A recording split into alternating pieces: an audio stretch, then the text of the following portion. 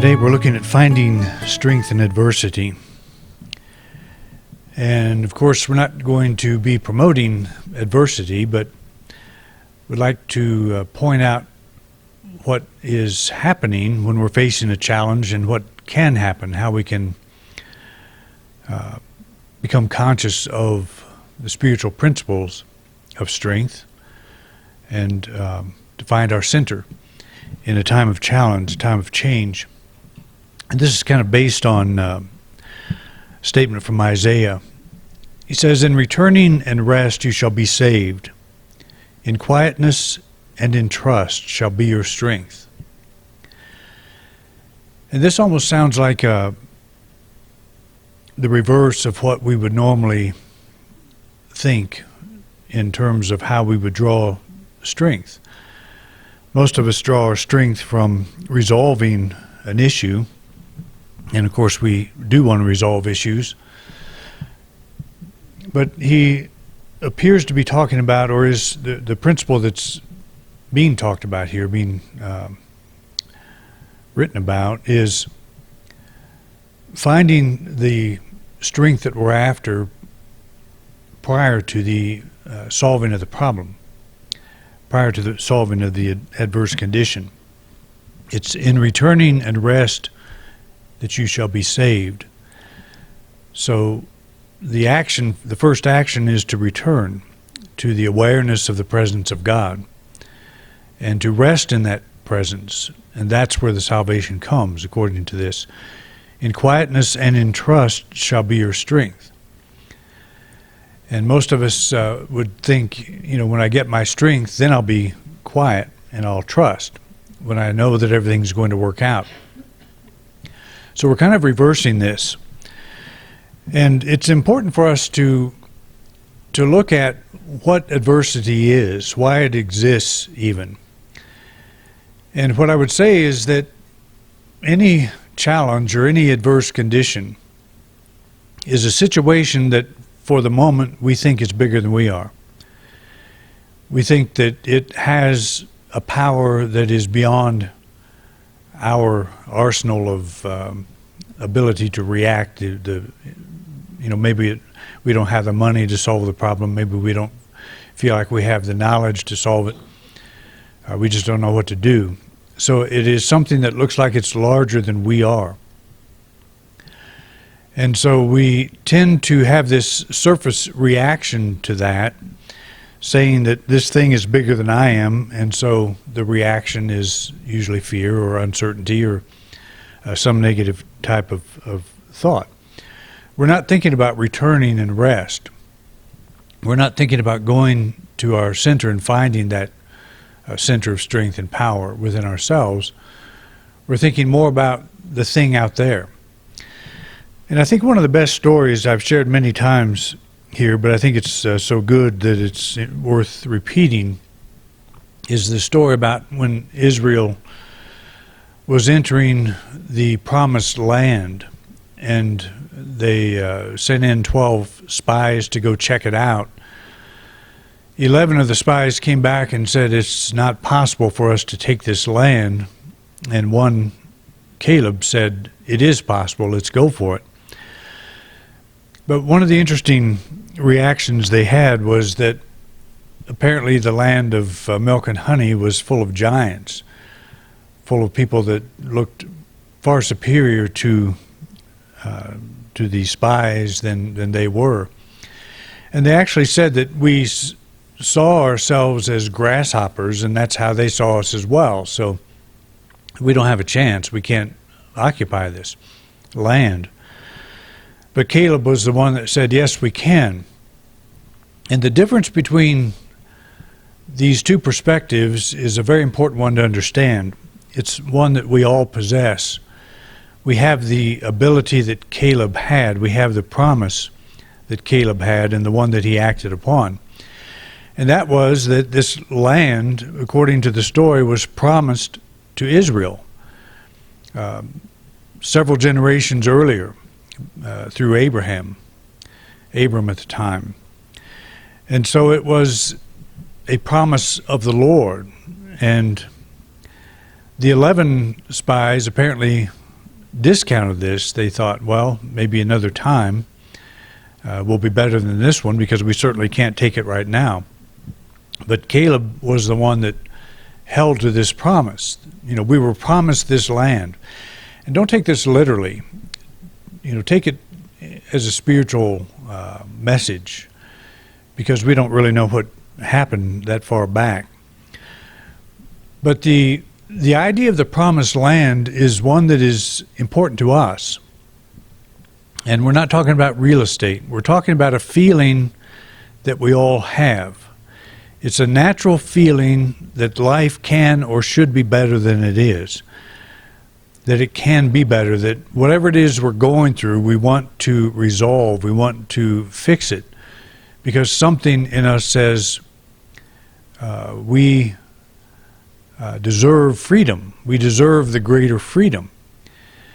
And that feeling that we have that makes us want to improve our life that's what that promised land represents.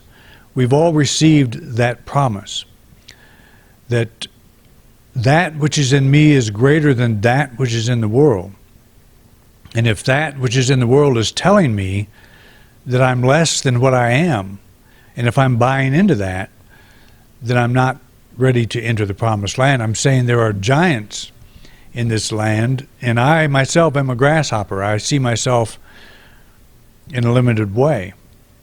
So I don't deserve to be free of the situation, or I don't have the wherewithal to get through it. So it's a very important thing to hold on to, that why do I desire greater freedom? Because at the soul level, I'm already free. And that level is constantly pushing forth into my consciousness, saying, don't stop here. There's more to you than this. But we are so used to reacting to conditions. Something pops up, and we have this reaction, the reaction of the grasshopper. I see myself as something less than I am in truth, because I have forgotten who I am. But we've all received that promise of the Lord. That is, that promise of the land flowing with milk and honey. That's our soul knowing what life can be for us.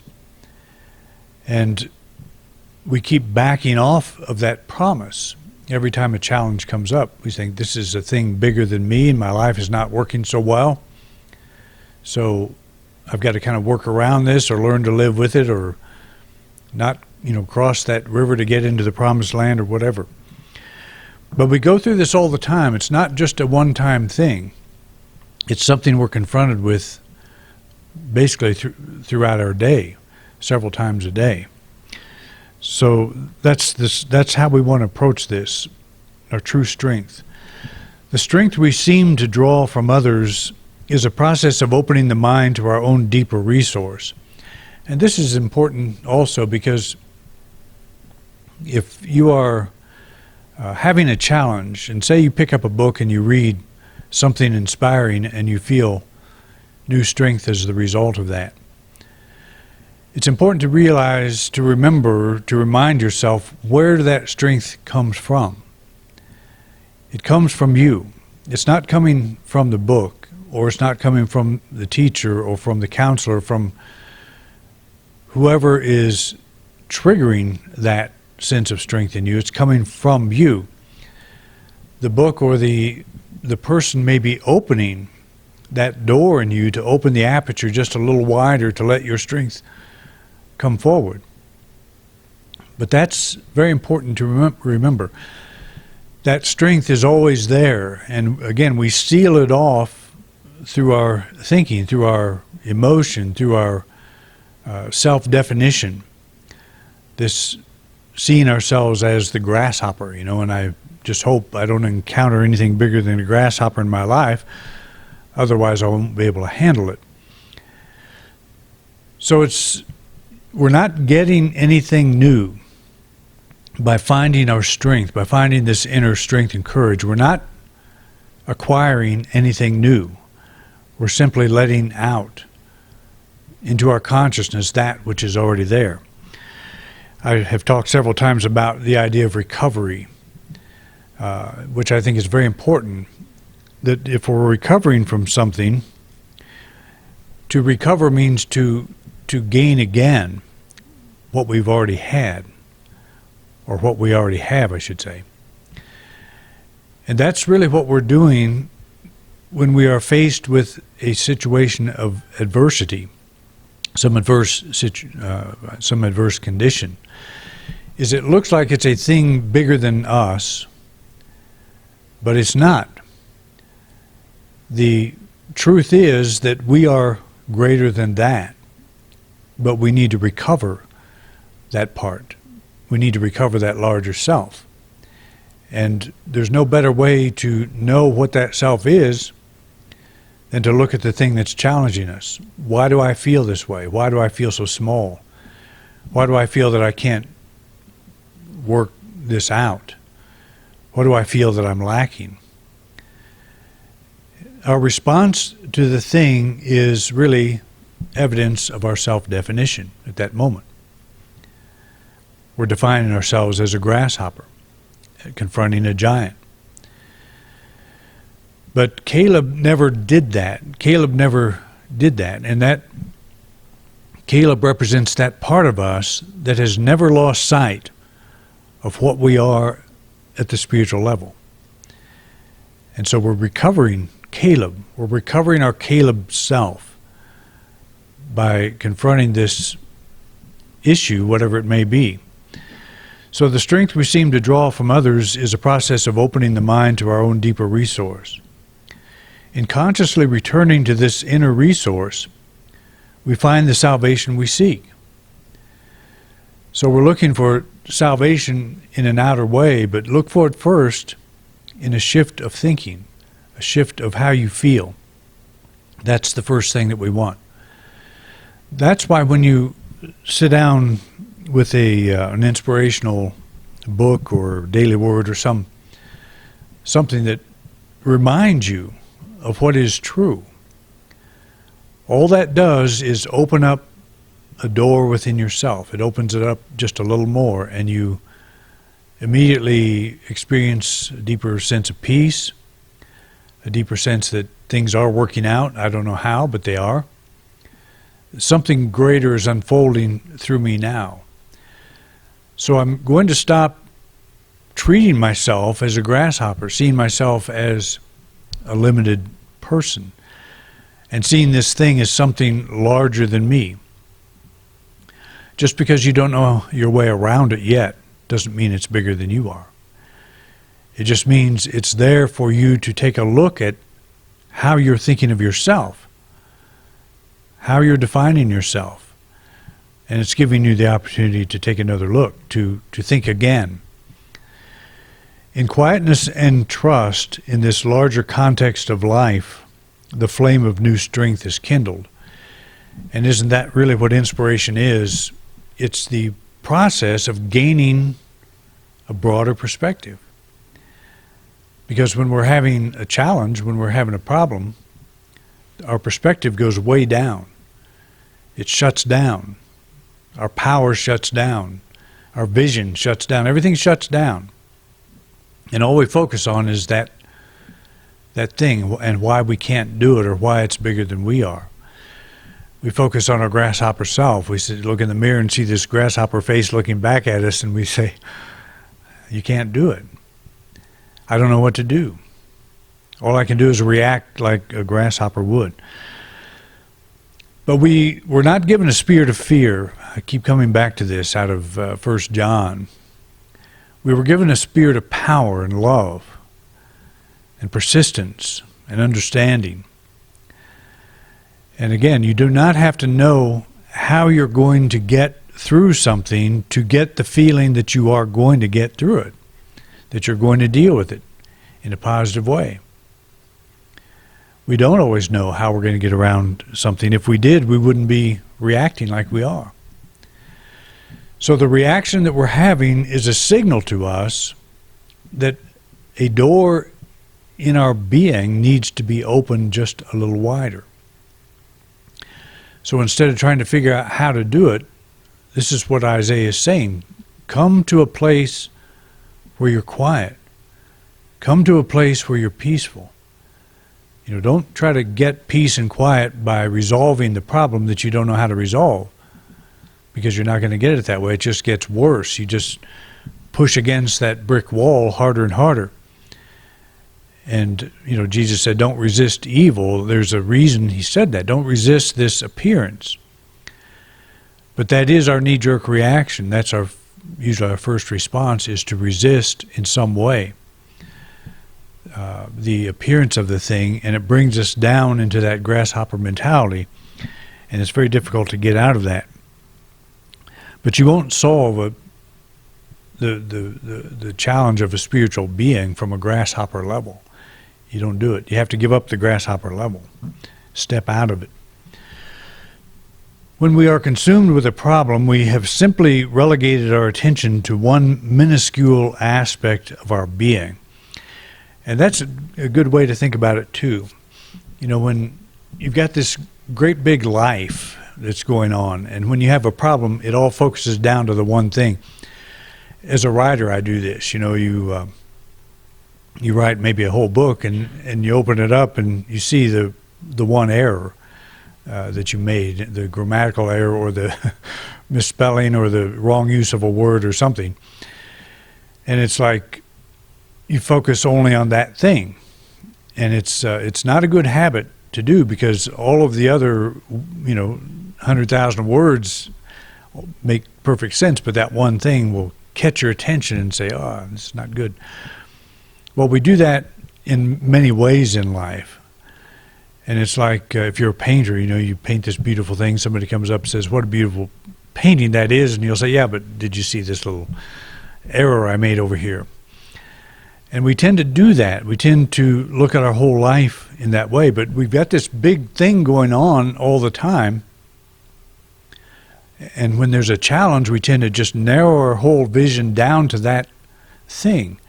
And we forget, the creative things that we like doing. We forget the broader aspects of our life that we actually enjoy doing, because we're so much dwelling on that. And it's completely understandable why we do that, because we want to focus all of our attention on resolving that particular issue. But what's interesting is we are taking the tool of our mind and we're actually hindering its ability to resolve the issue.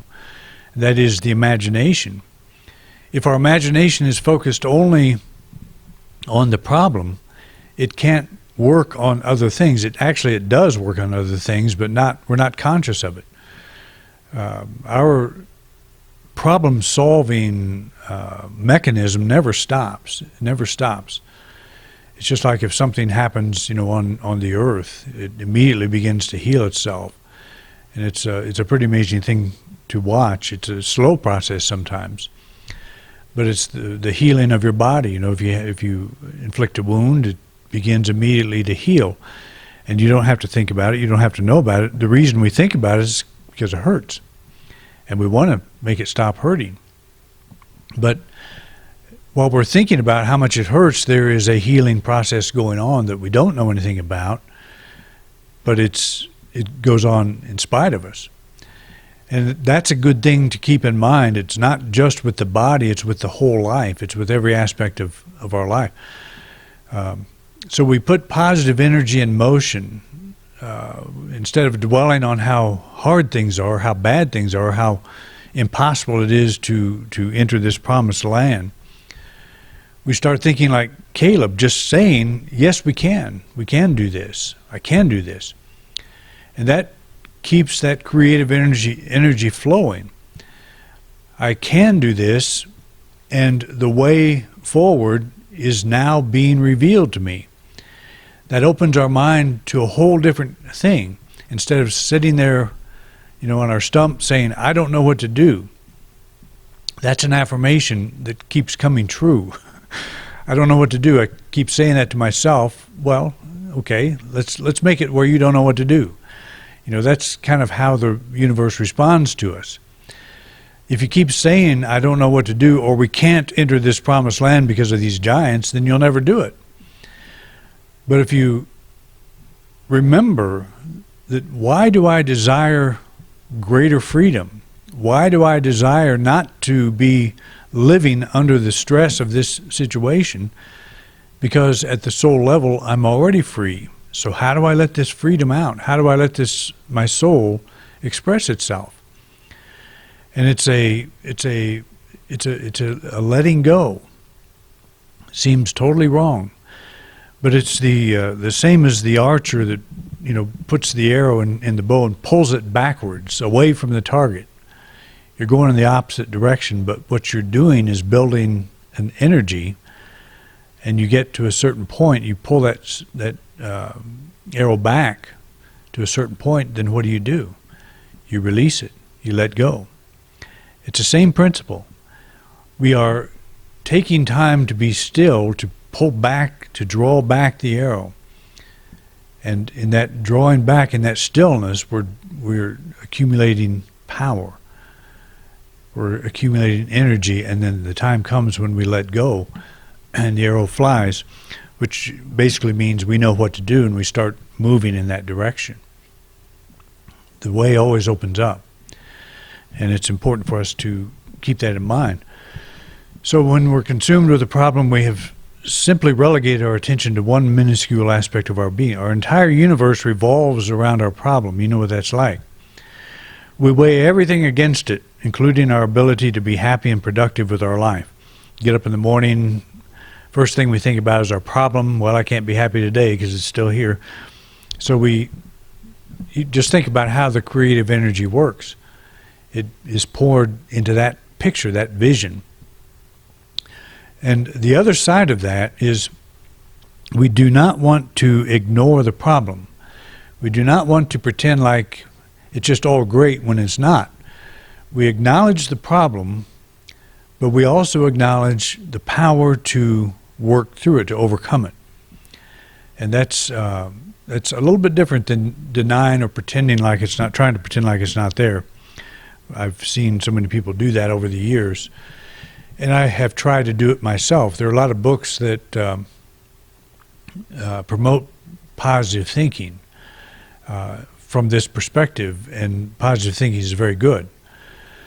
But if you are trying to think positive while you are feeling like a grasshopper, well, you're a positive grasshopper, but that's not going to do you a lot of good. You can have a great attitude as a grasshopper, but that's not what we want. We want a great attitude as an expression of God. That's what we are. So I think a lot of times we try to apply these principles to making the grasshopper more comfortable. And that's not what we want to do. We want to get rid of that guy. Nothing can sever your connection with God, your limitless source of energy and inspiration that lifts you out of even the tightest situations. And how does God lift us out of tight situations? It always begins with peace. The peace of knowing everything's okay. The peace of knowing everything's okay. I can't really overstate the power of that. I don't know how many times I have been frantic about something, and then I remembered, you teach this for a living. Maybe you ought to practice it. So you sit down and actually let go. Let go of the problem. Let go of the appearance. Let go of this affirmation. I don't know what to do. I don't feel so good. All the things we say to ourselves when we're going through something that seems to have knocked us off of our feet. We take time to do what Isaiah recommends, and that is enter a place of peace. And in that shift of attitude that occurs, a strength comes to us, a sense that things are working for our highest good. And don't try to force this. Let this be a natural thing. I use this often. I don't have to know the answer to feel good about it. To reach that point, it's not a lie. Because think of how many times you've been in this place. How many times have you not known what to do, and you can't even remember what those times are now, because you did know what to do, you did get through it, and you're here. You're here as testimony, to testify that you will get through this one as well. That's a good thing about kind of recalling some of the things we've been through in the past that seemed impossible. But we did get through them, and we got through them successfully. So regardless of how far you strayed from your source, God is still present and will flood your being with the strength and assurance you need to move beyond your uncertainty. And maybe flood your being is not the right phrase. Even if your peace begins to trickle in, that's the beginning. You know, you sit down, you begin to release the appearance, release the emotion, the thought, the rhetoric that's going on, that internal dialogue that is so negative. You begin to just release this without trying to resolve it, with the understanding that a power greater than myself, an intelligence greater than the brain I've been racking, is working through me now to reveal the answers. When your mind is at peace, ideas can come. Otherwise, there's no room in the inn. You know, the whole Christmas story of Mary and Joseph, there was no room in the inn to have this baby. And that's what happens to us. The inn of our mind is full of things going on, and there's no place to give birth to this new inspiration. And so it doesn't happen. So it's a spiritual principle of stepping off of that mental, emotional battlefield that we've been on. To feel the rest of letting go of your frantic search for answers. Feel the rest of letting go of the frantic search for answers. And as I said, that's really the first answer, is to feel the rest. Feel that everything's working out. Be still and trust that the answers you need are now forthcoming. Turn from the apparent adversity and let new strength and courage arise from the core of your being. All that you seek is always with you. Embrace it now in the quiet. A very simple idea, and one that doesn't require any effort. That's the funny thing about it.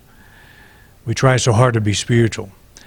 I get the impression sometimes that people are working very hard to achieve something spiritually, to achieve a level of understanding, and there's almost, as Emily Cady says, a strained look on their faces, trying to achieve something, but it's all about letting go. You're already designed for success. You're not a grasshopper. That's a self-definition that we picked up someplace, and it's a matter of letting that go. That thing that looks bigger than you is not. So get in touch with the you that is bigger than that. That's the point, and that's where you find it in a time of rest. All right? Thank you for coming out. We'll see you again next week. You've been watching a talk presented by Reverend Doug Bottorff at Independent Unity here in beautiful Grand Junction, Colorado. We would like to thank everyone who joined us here today, as well as those of you who joined us online. Thank you so much for watching. If you like this video, please like and subscribe to our channel, and be sure to share it with those you think who might benefit from this message. If this brought value to your life, please consider donating to us on PayPal at paypal.com/us/fundraiser/charity/1974724. Thanks again for watching.